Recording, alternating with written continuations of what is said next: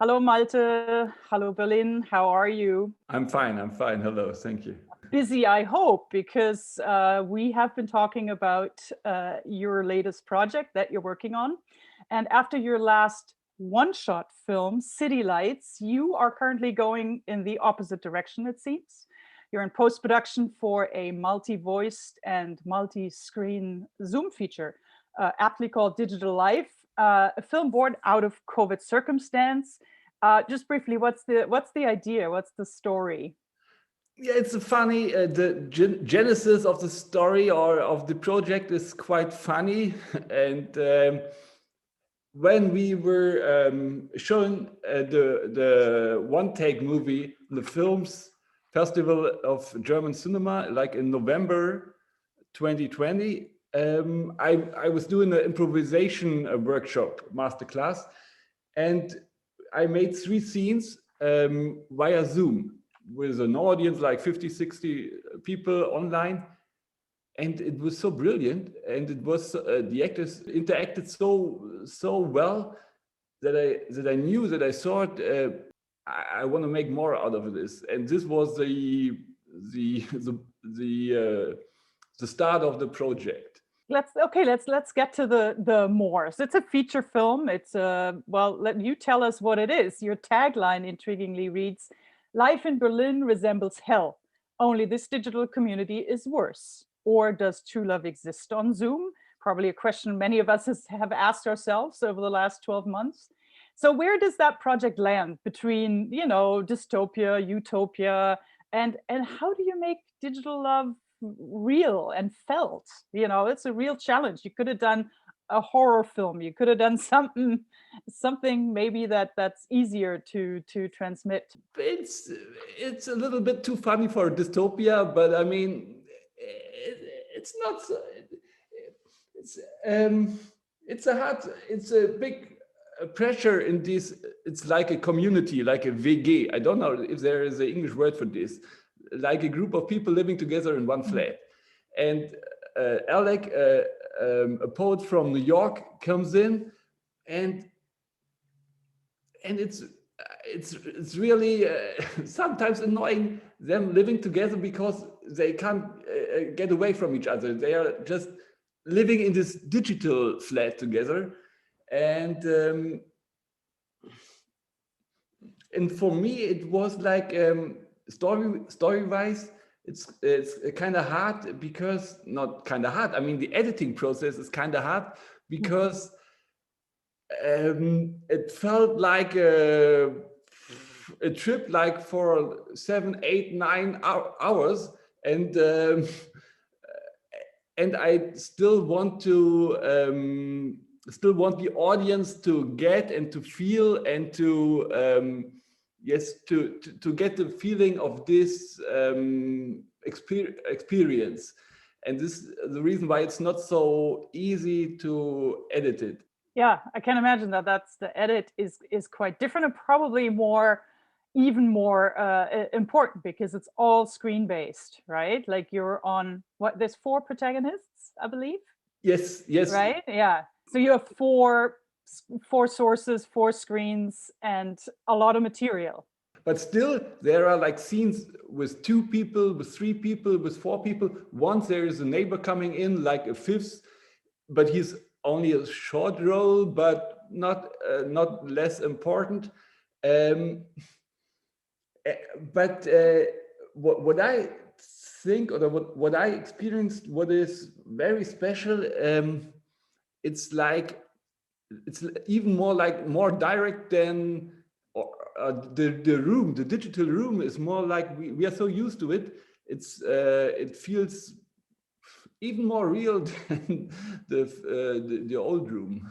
The traditional room, which actually gets us to sort of like a big picture question in a way. When you first told me about Digital Life, this project via Zoom, of course, because you're in Berlin, I'm in Toronto, I joked that you were just inventing a new school called Zogma, a Zoom dogma. So what are the new rules? Moment, by accident I got don't know why it's supposed to be in English. They sent me I'll open it. Oh, it's kind of hard. Exciting, you got a certificate. Here As it's- Dogma had. Yeah. Okay, yeah, there we got it. Oh my God.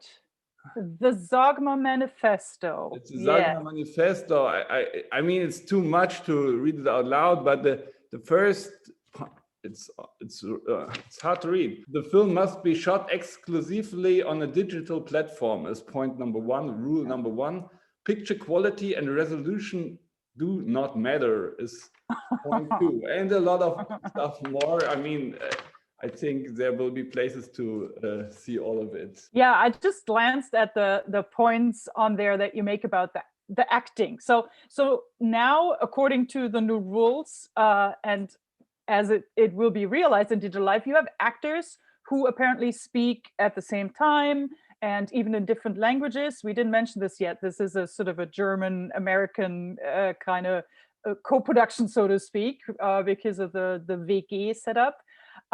They can be interrupted in the middle of sentences. So how was working with actors literally on screen different for you as the writer, director, and editor of the film? And what qualities do these actors need for a project like that? It's important to know how to improvise somehow, a little bit, at least. And the second, I experienced this with some earlier movies. I mean, it's like I'm narrowing my way. I interacted with the actors via text messages or via and while they were playing, and try to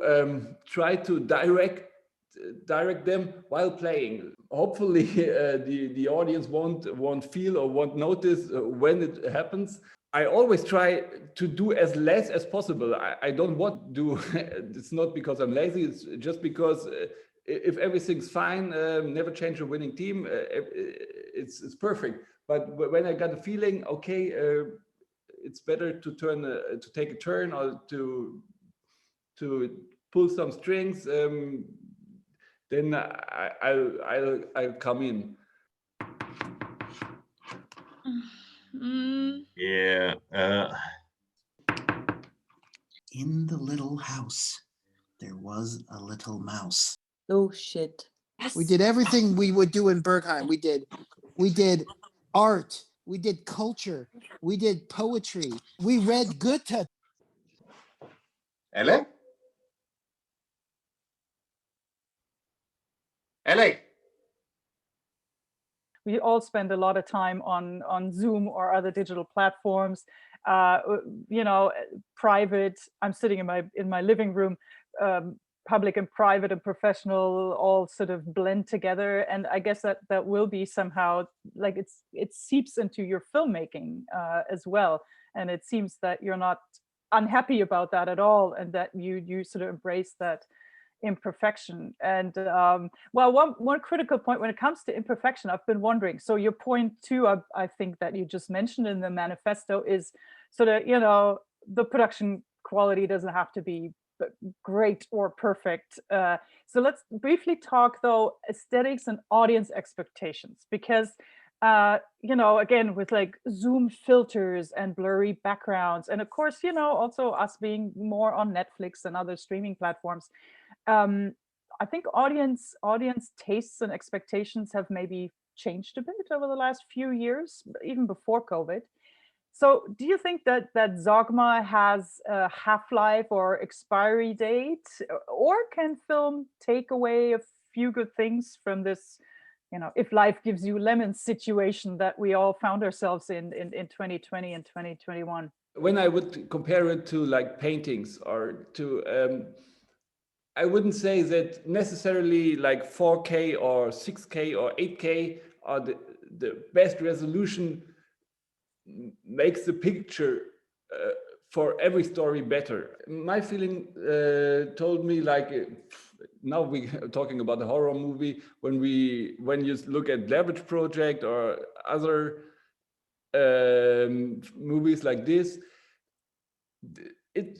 the story works not because of a good resolution or a perfect camera angle. It's because you feel the realness, and it gives you the feeling you are in this life, or you are part of the life.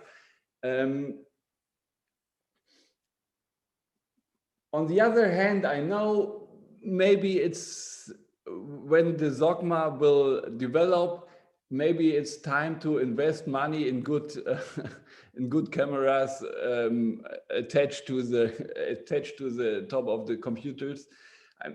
Yeah, but I think people will appreciate also, like, we are all day we are watching like these pictures. Sometimes they are in good quality, sometimes in bad quality, and I have the feeling the audience will appreciate it too. Mm-hmm. And then, of course, in these times, the question will occur to you soon. Again, you're in post-production, you're finishing up the film, how to get it to the people. Now, it is a Zoom film, but more than ever, I think also strategic timing right now seems to be of the essence in getting maybe this kind of work out there as well. I'm just thinking back to, remember the sourdough times, you know, like in mid last year, you know, a couple of months, everybody was making sourdough bread at home, and then it kind of went away a bit for most people. So what's your premiere and distribution plan for Digital Life? In cinema, on Zoom? Yeah, in cinema. Yeah. I was asked many times.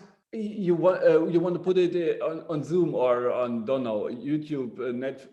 No. I think the interesting part is to see our life in a different perspective, because sitting in a cinema will give you a very different feeling to watch this movie, and a lot of pictures are made for, even the resolution isn't perfect, but the angles and the stuff is made for the big screen.